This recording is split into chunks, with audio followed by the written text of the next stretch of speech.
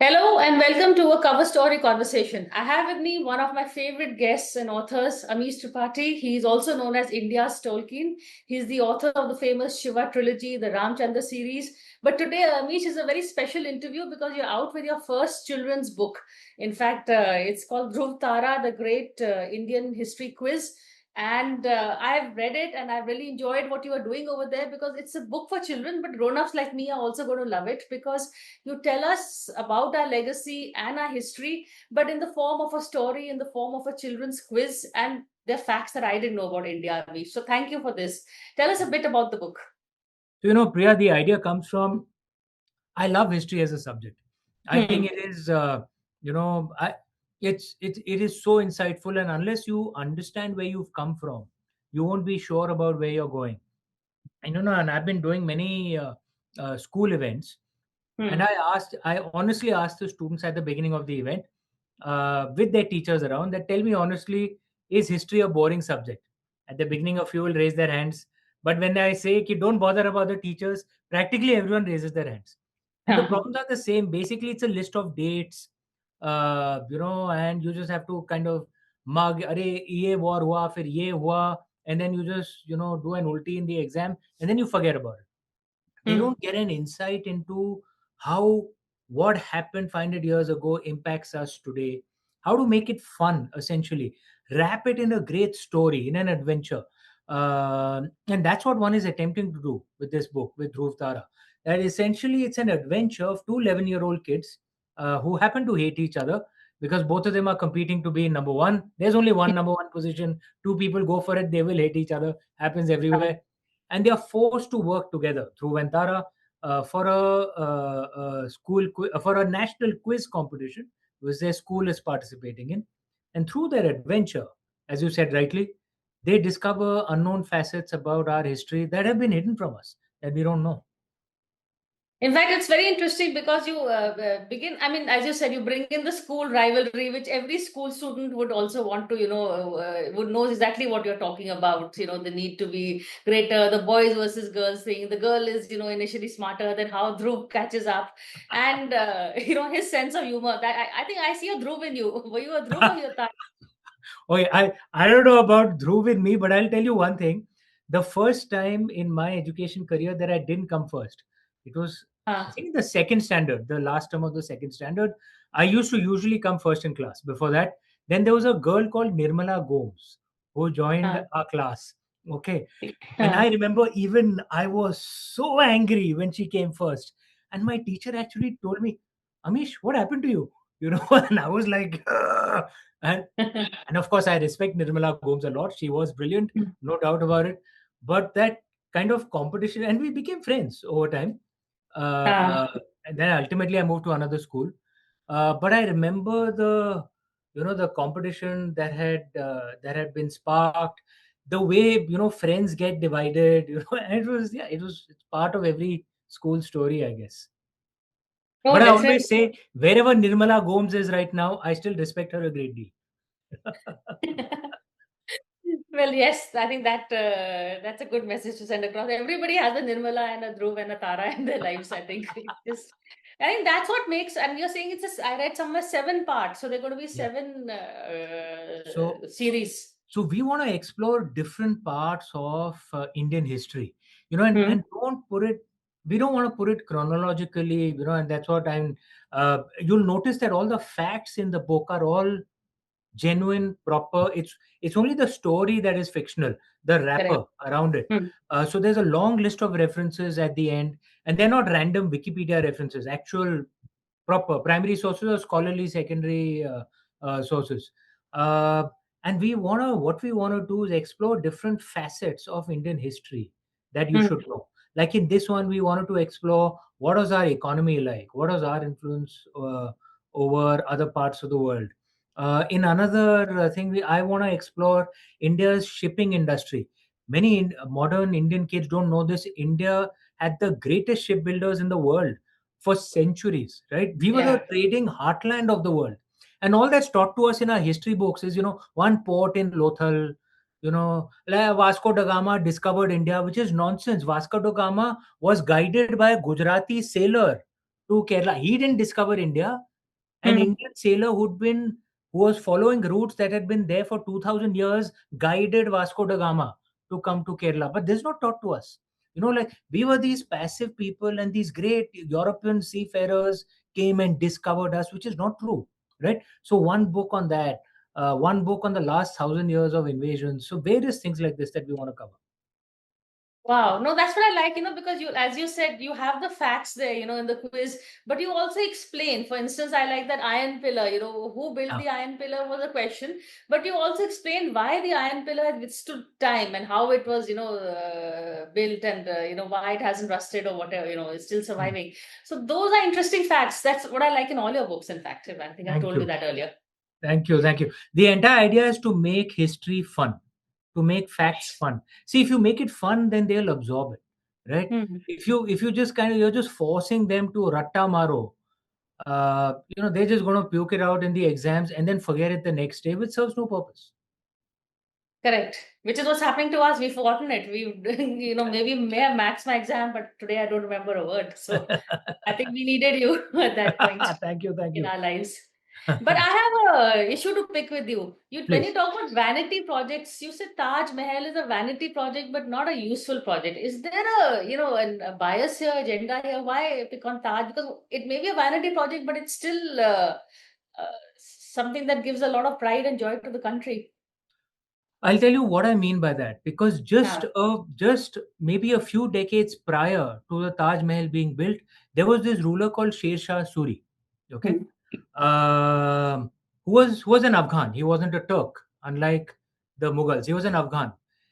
He ruled for a very short period. I think maybe 9-10 years. Right. He had the resources of the Indo-Gangetic plains as well, but he spent it on what? Like repairing the Uttar Path, which is the Grand Trunk Road today. He spent it on canals. In fact, he created a lot of the economic conditions which benefited Akbar later, right? And Right. think about the way our history is presented to us. Shah Jahan, who built the Taj Mahal while the Deccan famine was going on, and there are some historians, and in the Deccan famine, around 5 to 6 million people died. There are some Hmm. historians who say Shah Jahan ended up causing the Deccan famine because of excess taxation to build the Taj Mahal. We celebrate Shah Jahan's Taj Mahal, but not Sher Shah Suri, okay, who actually rebuilt the Grand Trunk Road, who built canals, which are actually useful, right?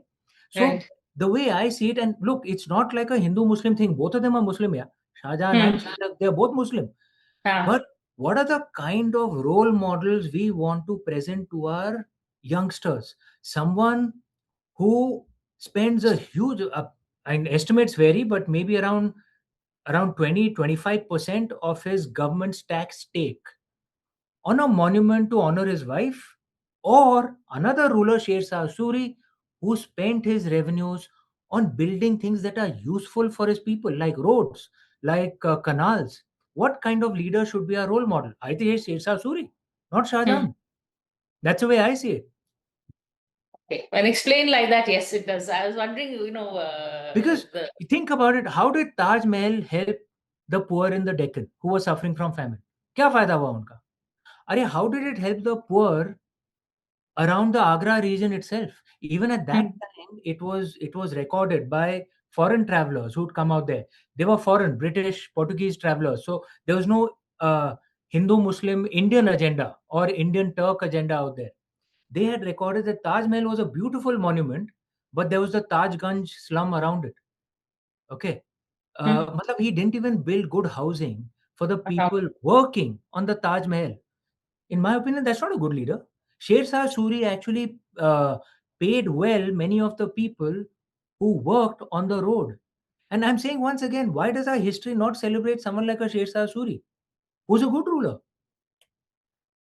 Well, we have, yeah, I thought you were wading into the debate of colonial legacy versus No, no, Lutyens no. Delhi versus that No, no, whole not that. Not that. that we See, Delhi are surrounded I, by. I criticize the British Raj quite a lot, but you cannot deny that Hmm. they did build the railway infrastructure, even though it was hugely expensive. If Indians had built it, we would have built it a lot cheaper. They did build universities which helped us, though it destroyed many of our older universities, no doubt, but at least they built fresh universities, right? Correct.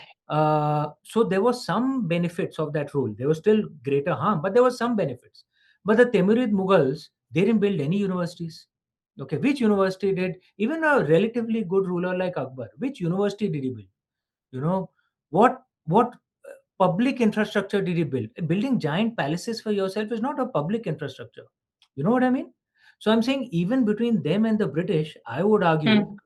they were both harmful, but the British were less harmful because at least they built some public infrastructure. That's the point I'm trying to make. Good. So you made it in a very rational way, Amish. I must say, yeah, in terms of infrastructure, in terms of utility, and in terms of what should be a good ruler. That is also, I think, is what people, will start thinking about Yeah. once they read your book. Hey, I'm a Which is rational guy. you're a rational guy, but the most creatively rational guy. You take us into the wonderful world of Amish, which we just totally love. But I like your style. It is a very Socratic style, which is there in your other books also, in the Ramchandra series also, which I really, for me, those are your favorite, I have to tell you. I think Thank you. public opinion says Shiva trilogy, but I Mm, prefer, I don't know, it's just me. mm. But I see that question and answer Socratic style where you make the reader draw them into a conversation. It's not a boring lecture because some of your characters have a very dry sense of humor who enlighten it and break down the boredom of a so-called teaching conversation. You So, know, it's you don't just see that in the Socratic dialogues. You see that in many of our Upanishadic dialogues as well. So you see, for example, Kathopanishad, right? hmm, Between Nachiket and Lord Yamraj, there's a lot of humor that happens as well, right? Because Nachiket is essentially a precocious boy, right? huh, But I think those things actually make learning more fun. You can't keep it serious all the time. I think that's a big mistake that happens in our schools here. Why do our children end up hating the classroom so much? Because it's just so boring and dry. I was lucky I had a few good teachers who made it fun, right? But the average teacher, let's be honest, they just follow the textbook, they make it boring, they're just reading stuff. uh, and that doesn't help in learning as much. hmm. That's something which I think our ancestors and even the Greek ancestors had. Make it fun, make it add in a dash of humor, add in a something of the modern day. It makes it relaxing, it makes it a positive experience. I think that's what you are really trying to do. I know that your gaming, the Bharat series. I think the you also started a gaming app, a Tara. I've Yeah, forgotten the name. Yeah, so that's also, I think you. I remember you telling me we haven't done a show on it, but that the fact that there is a whole world of Indian mythology, Indian history, Indian legacy that we can bring alive to the kids through the conversation mediums they understand, which are gaming apps, books like absolutely. this. Absolutely. So that game is called Age of Bharat, Age of Bharat. and the company has been co-founded. The company is called Tara Gaming. The game we are producing is called Age of Bharat. The company has been co-founded by Amitabh Bachchan ji, Noordin Aboud, who's one of the greatest, who's a gaming veteran, a French gaming veteran, and me. Noordin Aboud was in Ubisoft, the biggest gaming company on earth. Produced billion-dollar games like Ghost Recon, etc. So the entire idea is to make a high-end AAA game, which has never been done before in an Indian subject, right? And we'll have the alpha of the game out in a few months. So we've been working on it for many years. We released a teaser trailer last year, which had gone viral. We had some gaming influencers like Asmon Gold in the US reviewing Hmm. it. They normally never review an Indian game, right? And it was all organic because that early you don't spend that much money as a gaming company, right? You want to spend money on the game itself. You don't spend on marketing. We just released the trailer, and that itself actually picked up. And you'll see the alpha in a few months. And Priya, trust me, you will be delighted with the quality that you see. Now, this is the alpha, right? Uh, Hmm. Normally, how it works in a game, actually, these are bigger than Hollywood movie projects, so it takes a long time. The beta normally takes a year and a half, and then the game is released, right? So alpha is Okay. like just the game flow. What is alpha? Huh. It's like you see it as the initial kind of test, right? Okay. So the full game flow is there. It'll be between 60, depending on 60 to 80 hours of gameplay. So it's long, right? 7 levels, 7 biomes. It's in the world of the Ramayana. you'll be seeing India the way it has never been shown before. Our Itihas India, right? Our epic India, and this has never been done in gaming before. Hmm. And Yeah, like I said, the alpha will be out in a few months. The game itself, probably a year and a half after that, will be available to the public. But the alpha, like a few test people, can actually see it. That's what we're going to do. Gaming Count veterans. me in. I would love to Done. see it. Okay, I'm going to take a break and come back and keep the conversation going because there is something about your book, the ending, that I want to ask you. So stay with us.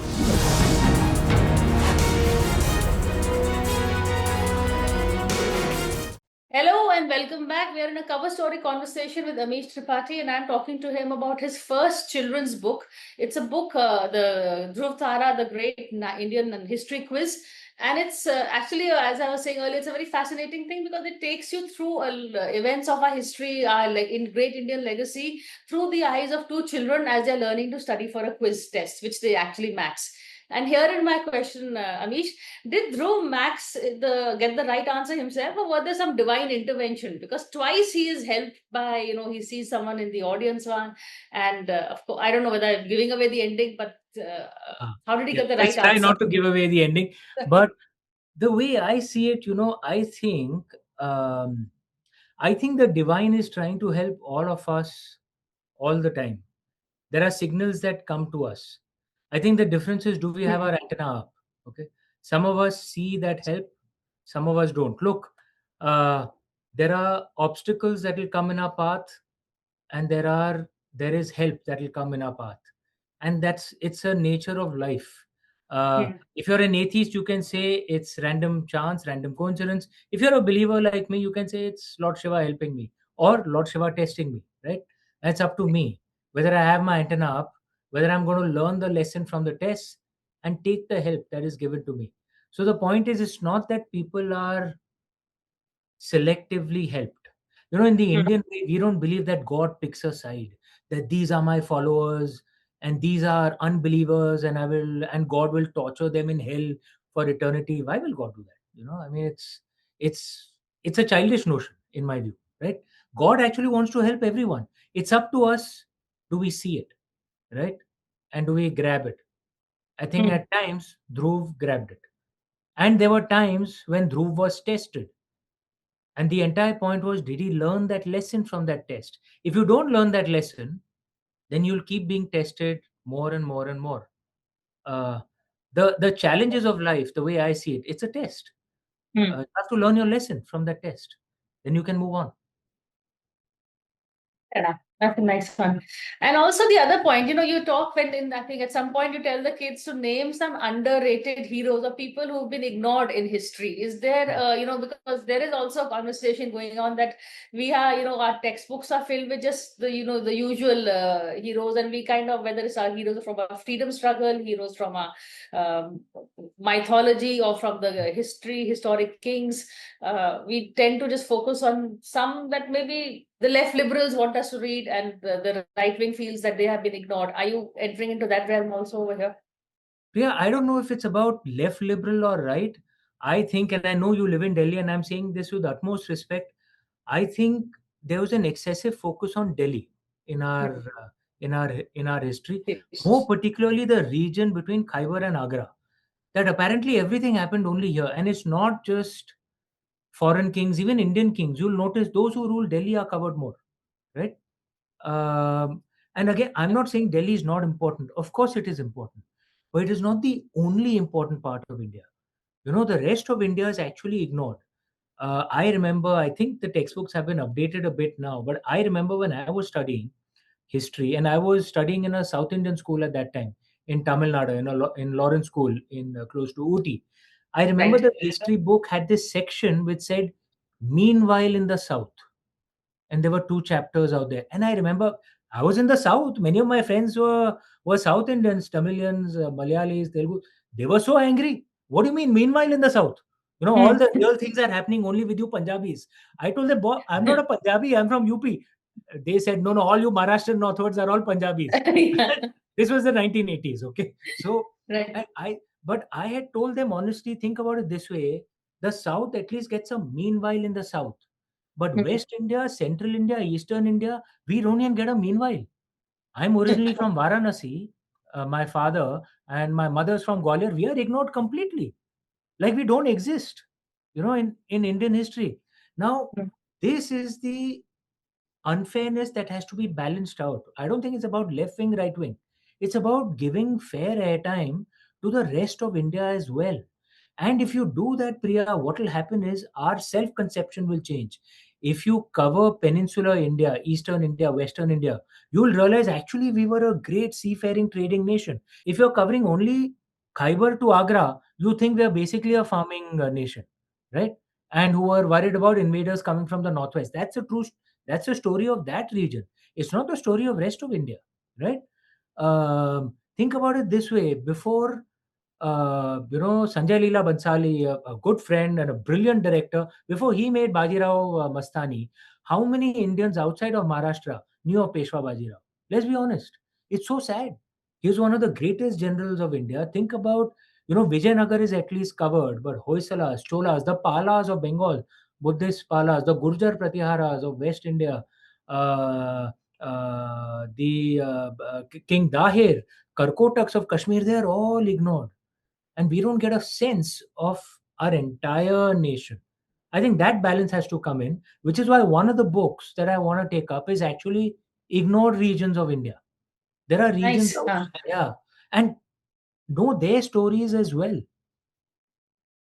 Yeah. In fact, is that what you're trying to do in your podcast also? You also have a podcast where you go into our rich heritage and you pick up very interesting issues in that also. True, because so much of our history books is still the colonial version, what the British Uh, told us about us, and we haven't decolonized, sufficiently, and that has its own issues in the way we see ourselves. Think about it this, Priya. This I think we've spoken about before also. The way the last 1,000 years of invasions is shown to us. The British colonial rule is not called the Christian invasion, but the Turkey colonial rule is called the Islamic invasion. Think about it, it's a very mischievous formulation, right? It's to get the Hindus and the Muslims to fight each other, right? And so many Indians today are not clear that the Delhi Sultans and the Timurid Mughals were foreigners. They were Turks. Indian Muslims were as oppressed as Indian Hindus in that era. They did not speak Urdu. Urdu is our language. They spoke right. Turkish. They spoke Persian, right? But this you can understand why the British Raj wanted to do this formulation. Why did we carry on with it post 1947? Why did our establishment historians not challenge this? Right? Yeah. Uh, this is and these are colonial formulations which serve the purpose of injecting poison into India. And our establishment historians did, in my opinion, the crime of not decolonizing in the first few decades. And the last couple of two quick questions. One, of course, is that you also mentioned Sanjeev Sanyal and Shashi Tharoor as references. And interestingly, Yeah. Dhruv is the one who read Shashi Tharoor. I found that very interesting. Uh, So, Look, I what I want to do through these books is put up historians' names in a storybook, right? So that the kids start seeing the historians also as school scholars. So I'm going to be quoting many historians out here in these books, because then they'll open up the influence, right? mm, Uh, you see what happens when an ISRO launch is broadcast, right? So yeah. many kids get enamored by science, right? They want to become scientists. They know the names of the ISRO chairman. You'll be shocked how many in the US don't know the names of the NASA chief, right? Because US has been completely, I mean, they've almost turned anti-science, right? In the US, Mm, their science departments succeed because the best scientists of all other countries immigrate into the US, right? right. Um so how do we create the right role models, right? So in ISRO, this thing, the broadcasts of their launches are doing that. You have a private sector space company that's emerged. Can we do the same thing with history? Make our historians, and they write scholarly books, which is their job, right? Mm. But can we make them kind of cool enough through a mass storybook, right? Where the kids start seeing, hey, I want to hear these people as well, right? and Right. maybe I can learn from them. So I'm going to mention many historians in the books going forward. I want to turn them into more mass celebrities that everyone should kind of read them. They're not just for the scholars; they're for the kids as well. Wow, I think that is interesting because you're getting kids to actually read and learn. And, Yeah, when there are good books available, and history is not just dates, but stories and anecdotes. I think right. that's a brilliant one. But Anish, before I let you go, we're also talking in the backdrop of the youth protests in Delhi. And we're talking about education, which is something you are also trying to educate us. How do you see the problem? I'm not asking you to make a political comment, but the problem of education in India. I mean, I know it's too long Mm. a problem for a short answer, but Yeah, it's a very good question. And in fact, I've been thinking on this issue for a few weeks.